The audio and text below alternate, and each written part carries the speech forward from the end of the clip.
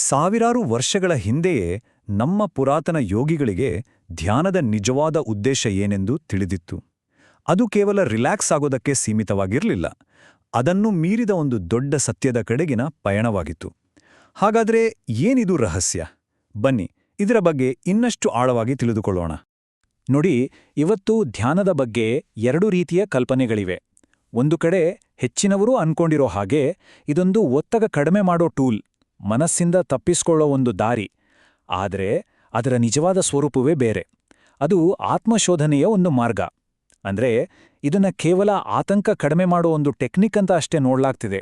ಆದರೆ ಅದರ ನಿಜವಾದ ಶಕ್ತಿ ಇರೋದು ನಮ್ಮ ಮನಸ್ಸನ್ನೇ ಮೀರಿ ನಮ್ಮ ನಿಜ ಸ್ವರೂಪವನ್ನ ಅರಿಯುವುದರಲ್ಲಿ. ಇಂದಿನ ಕಾಲದಲ್ಲಿ ಧ್ಯಾನ ಒಂದು ರೀತಿ ಕಮರ್ಷಿಯಲ್ ಆಗ್ಬಿಟ್ಟಿದೆ ಅಲ್ವಾ? ಓವರ್ ಥಿಂಕಿಂಗ್, ಸ್ಟ್ರೆಸ್, ಈ ಥರದ ಮೇಲ್ಮಟ್ಟದ ಸಮಸ್ಯೆಗಳಿಗೆ ಒಂದು ಪರಿಹಾರ ಅನ್ನೋ ಹಾಗೆ ಅಷ್ಟೇ ಇದನ್ನ ನೋಡಲಾಗ್ತಿದೆ. ಅದೇ ಧ್ಯಾನದ ಆಳ ಇದಕ್ಕಿಂತ ಎಷ್ಟೋ ಪಟ್ಟು ದೊಡ್ಡದು.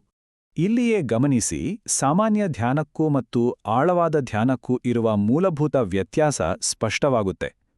ಅಂದ್ರೆ ಮನಸ್ಸಿನಿಂದ ಓಡಿ ಹೋಗುವುದಲ್ಲ, ಬದಲಾಗಿ ಅದರ ಮೂಲಕವೇ ಸತ್ಯವನ್ನು ನೋಡಲು ಕಲಿಯುವುದೇ ನಿಜವಾದ ಕಲೆ.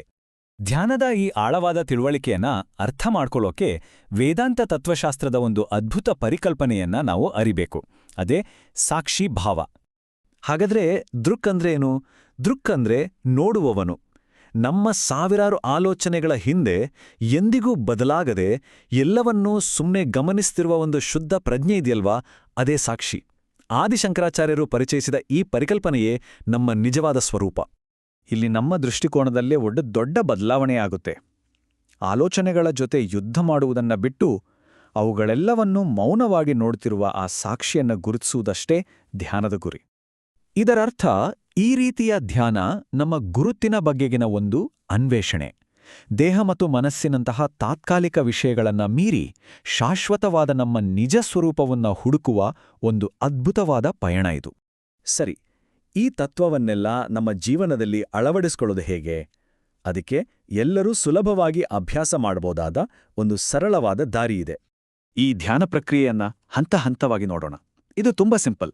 ಮೊದಲಿಗೆ ಆರಾಮಾಗಿ ಬೆನ್ನು ನೇರವಾಗಿಟ್ಟು ಕುಳಿತುಕೊಂಡು ಕಣ್ಣುಗಳನ್ನು ಮುಚ್ಚಿ. ನಂತರ ಗಮನವನ್ನ ನಿಧಾನವಾಗಿ ಮೂಗಿನ ತುದಿಗೆ ತನ್ನಿ. ಅಲ್ಲಿ ನಡೀತಿರೋ ಉಸಿರಾಟವನ್ನ ಸಹಜವಾಗಿ ಗಮನಿಸಿ.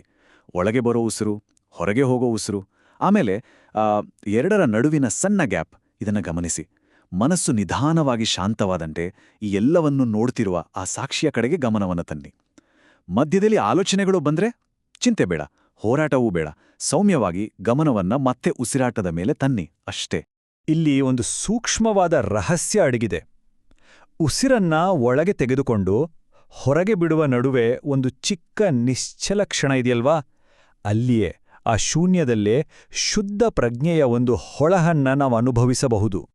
ಈ ಅಭ್ಯಾಸದ ಸಮಯದಲ್ಲಿ ನಾವು ಸಂಪರ್ಕಿಸುವ ಆ ಅರಿವಿಗೆ ಯಾವುದೇ ಗಡಿಗಳೇ ಇಲ್ಲ. ಅದಕ್ಕೆ ಆರಂಭವೂ ಇಲ್ಲ, ಅಂತ್ಯವೂ ಇಲ್ಲ. ಅದು ಅನಾದಿ ಮತ್ತು ಅನಂತ. ವಾಸ್ತವದಲ್ಲಿ ಅದೇ ನಮ್ಮ ನಿಜವಾದ ಸ್ವರೂಪ. ಹಾಗಾದ್ರೆ ಈ ರೀತಿ ಅಭ್ಯಾಸ ಮಾಡ್ತಾ ಹೋದ್ರೆ ಸಿಗೋ ಫಲಿತಾಂಶಗಳೇನೋ ಮತ್ತು ನಾವು ಯಾವೆಲ್ಲ ಸವಾಲುಗಳನ್ನು ಎದುರಿಸಬಹುದೋ ಇದನ್ನ ತಿಳ್ಕೊಳ್ಳೋದು ಯಶಸ್ವಿ ಅಭ್ಯಾಸಕ್ಕೆ ತುಂಬಾನೇ ಮುಖ್ಯ. ಅರಿವಿನ ಧ್ಯಾನವನ್ನ ನಿರಂತರವಾಗಿ ಅಭ್ಯಾಸ ಮಾಡ್ತಾ ಹೋದಂತೆ ಆಲೋಚನೆಗಳು ತಮ್ಮ ಶಕ್ತಿಯನ್ನ ಕಳೆದುಕೊಳ್ತವೆ. ಒತ್ತಡ ನಮ್ಮ ಮೇಲೆ ಅಷ್ಟು ಸುಲಭವಾಗಿ ಪರಿಣಾಮ ಬೀರಲ್ಲ ಮತ್ತು ಎಲ್ಲಿಂದಲೋ ಒಂದು ಸಹಜವಾದ ಆನಂದ ನಮ್ಮೊಳಗೆ ಮೂಡೋಕೆ ಶುರುವಾಗುತ್ತೆ. ಅಭ್ಯಾಸ ಮಾಡುವಾಗ ಸಾಮಾನ್ಯವಾಗಿ ಕೆಲವು ತಪ್ಪುಗಳಾಗ್ತವೆ. 1. ಆಲೋಚನೆಗಳನ್ನ ಬಲವಂತವಾಗಿ ನಿಲ್ಲಿಸೋಕೆ ಪ್ರಯತ್ನಿಸೋದು. 2. ಏನೋ ಒಂದು ಅದ್ಭುತ ಅನುಭವ ಆಗಿಬಿಡುತ್ತೆ ಅಂತ ನಿರೀಕ್ಷಿಸೋದು. 3. ತಕ್ಷಣವೇ ಫಲಿತಾಂಶ ಸಿಗಲಿಲ್ಲ ಅಂತ ತಾಳ್ಮೆ ಕಳ್ಕೊಳ್ಳೋದು. ಇವುಗಳಿಂದ ದೂರ ಇದ್ರೆ ಅಭ್ಯಾಸ ತಾನಾಗಿಯೇ ಸಹಜವಾಗಿ ಸಾಗುತ್ತೆ. ಕೊನೆಯದಾಗಿ ಈ ಸಂಪೂರ್ಣ ಅಭ್ಯಾಸವನ್ನು ನಾವು ನೋಡಬೇಕಾದ ರೀತಿಯೇ ಬೇರೆ. ಇದು ಹೊಸದಾಗಿ ಏನನ್ನೋ ಆಗುವುದಲ್ಲ, ಬದಲಿಗೆ ನಾವು ಈಗಾಗಲೇ ಏನಾಗಿದ್ದೇವೆಯೋ ಅದನ್ನ ನೆನಪಿಸಿಕೊಳ್ಳುವ ಒಂದು ಕ್ರಿಯೆಯಷ್ಟೇ. ಇಲ್ಲಿ ಒಂದು ಅದ್ಭುತವಾದ ತತ್ವ ಇದೆ. ಧ್ಯಾನ ಅನ್ನೋದು ಹೊಸದಾಗಿ ಏನನ್ನೂ ಸೃಷ್ಟಿಸೋದಿಲ್ಲ. ಅದು ನಮ್ಮೊಳಗೆ ಈಗಾಗಲೇ ಇರುವ ಸತ್ಯವನ್ನ, ನಮ್ಮ ದೈವಿಕ ಸ್ವರೂಪವನ್ನ ನಮ್ಗೆ ನೆನಪಿಸ್ಕೊಡುತ್ತೆ ಅಷ್ಟೇ. ಈ ಅಭ್ಯಾಸ ನಾವು ನಮ್ಮ ದೇಹ ಮತ್ತು ಮನಸ್ಸಿನ ಮಿತಿಗಳನ್ನ ದಾಟಿ ನಮ್ಮ ನಿಜವಾದ ಅನಂತವಾದ ಸ್ವರೂಪವನ್ನ ಅರಿಯಲು ಸಹಾಯ ಮಾಡುತ್ತೆ. ಹಾಗಾದರೆ ಕೊನೆಯದಾಗಿಯೇ ಒಂದು ಪ್ರಶ್ನೆ. ಈ ಮಾಹಿತಿಯನ್ನ ಕೇವಲ ಜ್ಞಾನವಾಗಿ ನೋಡದೆ ಒಂದು ಸ್ವಂತ ಪ್ರಯಾಣಕ್ಕೆ ಆಹ್ವಾನವಾಗಿ ಸ್ವೀಕರಿಸಲು ಸಾಧ್ಯವೇ? ನಿಜವಾದ ಸ್ವರೂಪವನ್ನ ಭೇಟಿಯಾಗಲು ಸಿದ್ಧರಿದ್ದೀರಾ?